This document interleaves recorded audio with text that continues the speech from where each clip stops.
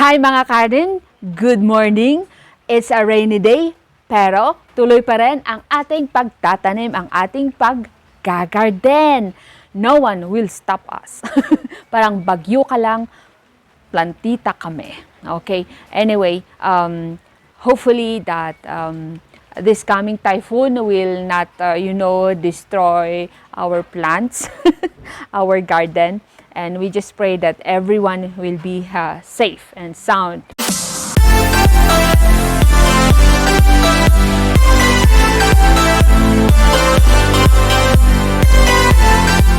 Mga garden, for today we are going to talk about the Peperomia watermelon, or the watermelon peperomia, or Peperomia argyreia. Okay.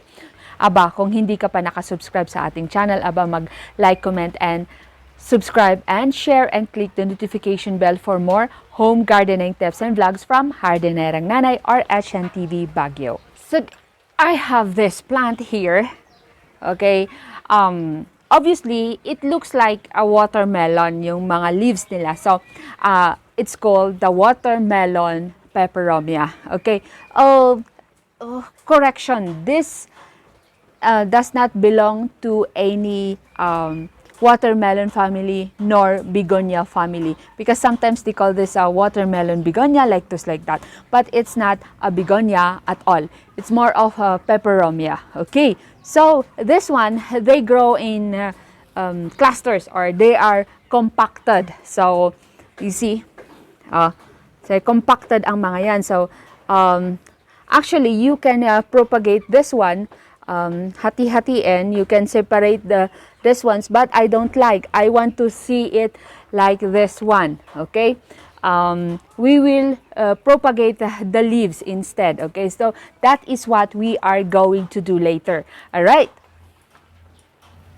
For the care tips of this plant, this Peperomia watermelon, it does not like overwatering. Okay, always remember what Hardinerang Nanay says, that overwatering is the #1 killer of all plants. So be careful not to overwater this one. And also the #2 killer of plants is underwatering. So be careful also. Always remember that watering depends on the sunlight exposure. So if you are making this plant into or making it as an indoor plant, be careful in in watering. Maybe once a week or every other week watering, that would be fine, or every 2 weeks, that would be fine. So when you place this one indoors, it likes the bright room, and then bright room but no direct sunlight. So it means that you're going to put it away from a window, not on the window sill. Okay, but do not put it in the no light at all. So in my garden, I place this one in an area wherein it receives indirect light. Okay, in a bright shade area. Okay, so since it does not like overwatering, in our soil mix, it is better for us to add some perlite or pumice, like that. So it makes our soil not soggy. It makes it lighter. For the fertilizer of this plant, you can add fertilizer once a year or twice a year. All right, organic matter, or what's that?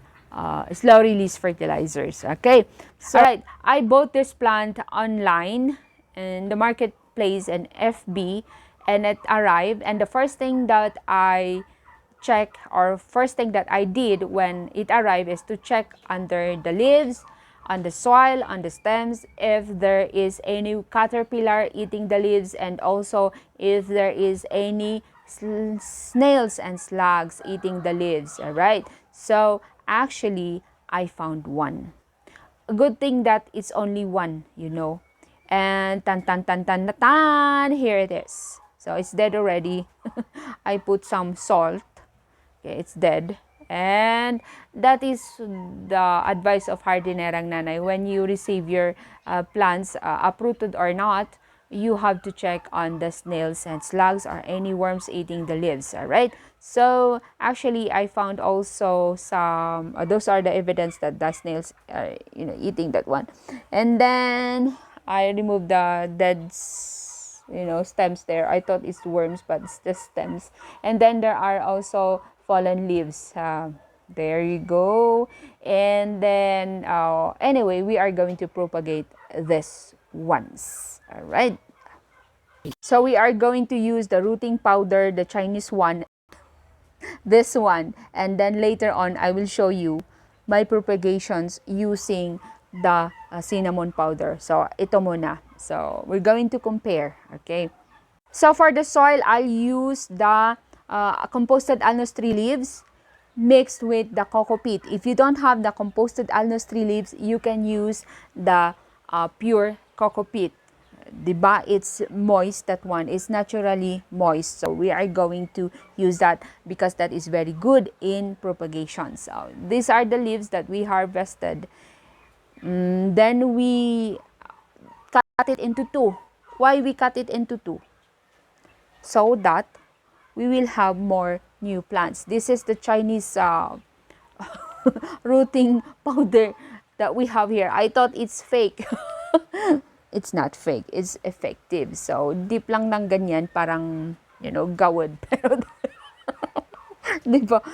See? So, just dip like that. And then, actually, the technique of this is to be successful. Don't water it. And you have to cover it with clear plastic. Okay? Don't water it because the coco peat is already moist, right? So, and then also add some cocoa powder or cocoa powder. What cocoa powder? I'm talking about the rooting powder in the soil. Mix it, so it also enhance more roots and healthy roots. Okay. Yan yung the other side of it. We have to remove it also, the stems, and then dip and dip only. This is very easy. Anyone can do it. All right.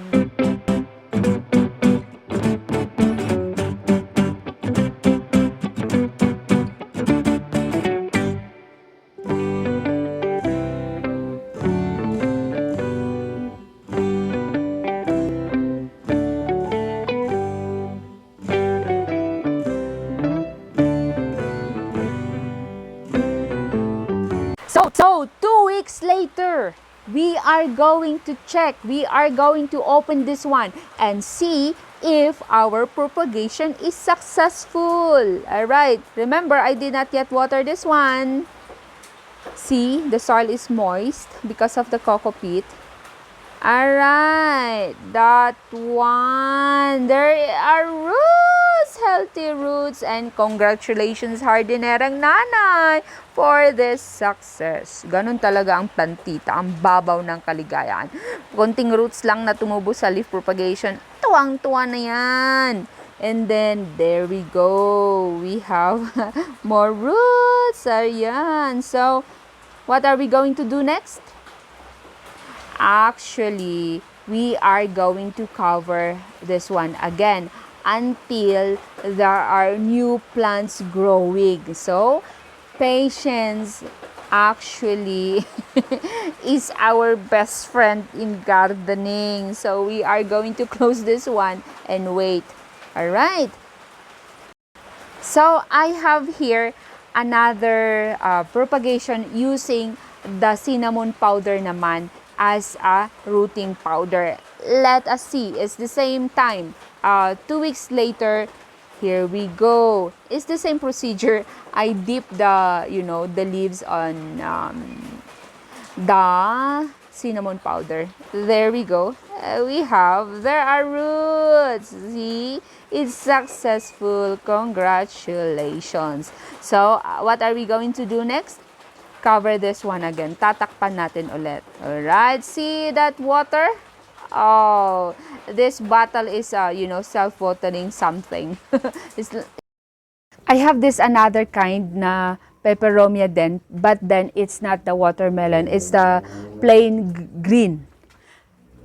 I think it's called the Peperomia raindrops. The Peperomia raindrops, I propagated this ones like 2 months ago, something like that. And then I did not water it yet. I used the coco peat as soil medium. So let us see, let us check what happened. So there you go. I did not transplant it yet. Oh, see, I'm waiting for it to grow a little more before I transplant this one. So it's very cute. See, look at that. I think this one is growing in clusters also, hopefully. But yes, it's natural for them to grow in clusters, but let's see. Okay, but then I think mas more cluster yung yung watermelon peperomia. Okay, anyway, it's a successful propagation. So, see this one. The soil mix that I use is the what's this? The coco peat. It's naturally moist when you buy this one, and that is what I used to propagate this one, because the coco peat soil will have its own moisture content, so it waters the leaf propagation. Okay, this one. So as I told you a while ago, I did not water this one since I propagated this one, because if I watered it, nako, baka nabulok yung leaf propagation natin. So when we close this one, see, that will water the plant. Okay, so the water is just recycling like that, so it has the terrarium effect. Okay, so better close your or cover, I mean, your leaf propagations of these ones. Okay, so it will survive. It will be 100% propagation, if not 100%, at least 98 to 99% successful. Watching HNTV Baguio, our home, our garden. We believe that all plants grow with love. Like, comment, and subscribe, and click the notification bell for more home gardening tips and vlogs from Hardinerang Nanay, RH and TV Baguio, Tiinog Kabasanmuan. God bless us all.